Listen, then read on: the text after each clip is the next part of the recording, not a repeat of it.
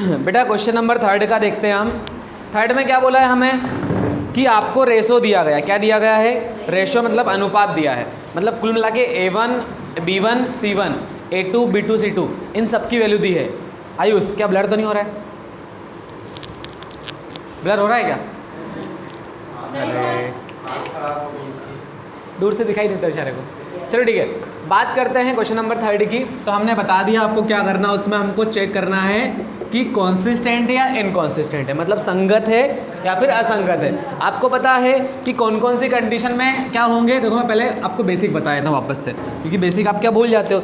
2 minute में अगर basic revise कर लेंगे तो आपको जल्दी आ जाएगा। अगर A1/A2 not equals to B1/B2 हो, या फिर A1/A2 इक्वल हो B1/B2 के और C1/C2 के, ये 2 सिचुएशन में हम उसको बोलते हैं कॉन्सिस्टेंट। इनकॉन्सिस्टेंट इनकॉन्सिस्टेंट मतलब कि संगत। ठीक है। तीसरी बात बेटा, अगर एक इक्वल हो मतलब A1/A2 B1/B2 के इक्वल हो बट नॉट इक्वल्स टू हो, इक्वल बोलता नॉट इक्वल बोलता उसका मतलब होता है बराबर नहीं है, है ना। तो ये चीज़ आपको 3 चीज़ पता होना चाहिए कि अगर ये दोनों होंगे तो हम उसको बोलेंगे कॉन्सिस्टेंट या संगत, और ये बेचारा अकेला होगा इसको बोलेंगे इनकॉन्सिस्टेंट मतलब असंगत। आई होप बात समझ में आ गई होगी। तो जो सवाल हमने करा था यहाँ तक तो सेम आएगा। उसके बाद हम जिन्हें पहले सब क्वेश्चन सेकंड में लिखा था इंटरसेक्टिंग, कोइंसिडेंट और पैरेलल, तो हम क्या आपकी बार करेंगे? आपकी बार मोदी सरकार, ऐसा बोलेंगे क्या? नहीं, आपकी बार कॉन्सिस्टेंट सरकार और इनकॉन्सिस्टेंट सरकार, मतलब संगत और असंगत सरकार। ठीक है। चलिए क्वेश्चन फर्स्ट नहीं बता रहा मैं, 3rd वाला बता रहा हूँ। फर्स्ट आप ट्राई करेंगे, जो थोड़ा डिफिकल्ट है वो बताता हूँ मैं आपको। क्वेश्चन नंबर 3 है आपका 3/2x 5/3y। 3/2x 5/3y ये लिखा ना बेटा? Equals to 7 9x - 10y। Okay, thank you so much. चलिए अब आपकी आवाज़ को हो सकता है साफ नहीं सुनगे, आप बताएंगे मुझे कि A1 की वैल्यू कितनी है। A1 की कितनी है? 3/3। बहुत बढ़िया। B1 की कितनी है? 5/3। C1 की कितनी है? अच्छा, माइनस का 7 भी लिख सकते हो, टेंशन मत लो, है ना बेटा, कोई दिक्कत नहीं। आप अगर इसको इधर लेके आ रहे हैं तो आप माइनस का 7 लिख सकते हैं, लेकिन वो बाद में इधर भी माइनस का इधर भी माइनस का कट हो जाएगा, इसलिए इससे अच्छा है डायरेक्ट प्लस का लिख दो उसको। चलो A2 की वैल्यू कितनी है? 9। B2 की वैल्यू कितनी है? -10। C2 की वैल्यू कितनी है? देखो भाई, जो बोल लिया उसको पाप लगेगा। क्यों लगेगा? क्योंकि उसको समझ में नहीं आ रहा है। भाई समझ में आ रहा होगा तो बोलना है, बोलने से आपको पता चलेगा कि आपको आ रहा है कि नहीं आ रहा है।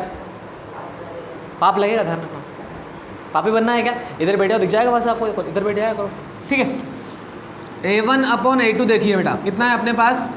3/2 है A1, और पूरे के अपॉन में क्या लिखेंगे? 9।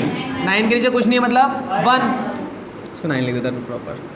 अब देखो कभी भी ध्यान रखना, जैसे ये लिखा है 3/2 और नीचे कोई डिवाइड का साइन हो, तो डिवाइड के साइन को जब मल्टीप्लाई में चेंज करते हैं नीचे के नंबर रेसिप्रोकल हो जाते हैं, मतलब पलट जाते हैं। तो अभी 9/1 लिखा है, आप क्या लिखेंगे इसको? 1/9। डिवाइड मल्टीप्लाई में चेंज होगा तो नंबर अल्टी पल्टी खा जाएंगे। ठीक है, मतलब उसको रेसिप्रोकल बोलते हैं, उल्टे हो जाएंगे, व्युत्क्रम हो जाएगा उसका। 3 के टेबल में ये 1 बार में आता है 3 के टेबल में 9 में 3 बार में आता है 9। ऊपर 1 × 1 होगा तो कितना आ जाएगा? 1। 2 3 से कितना होता है? 6। ठीक है। B1/B2 कितना है बेटा? 5/3 है B1। पूरे के अपॉन में कितना है? -10। इसके नीचे कुछ नहीं मतलब 1। ठीक है। अब यहाँ पर देखो पहले लिखेंगे हम 5/3 को, फिर ये डिवाइड को हम चेंज करेंगे मल्टीप्लाई में, तो ये पलटी खा के हो जाएगा -1/10। ठीक है।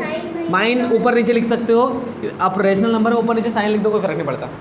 जब क्रॉस मल्टीप्लाई करते हैं तब फर्क पड़ता है, लेकिन यहाँ पे क्रॉस मल्टीप्लाई कर ही नहीं रहे हम। ठीक है। तो 5 बन जा 5, 5 2 जा 10। अब यहाँ पर देखिए माइनस तो लिखा ही है, 1 1 जा 1, 3 2 जा 6। ये दोनों अलग अलग है, ध्यान रखना, ये दोनों अलग अलग है क्योंकि एक प्लस का है एक माइनस का है, कंफ्यूज मत होना।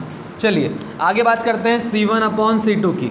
तो C1/C2 है 7/14। 7 1 जा 7, 7 2 जा 14, 1/2। ये 1/6, ये माइनस का 1/6, ये 1/2, सब अलग अलग है। और सब अलग अलग किस में होते हैं?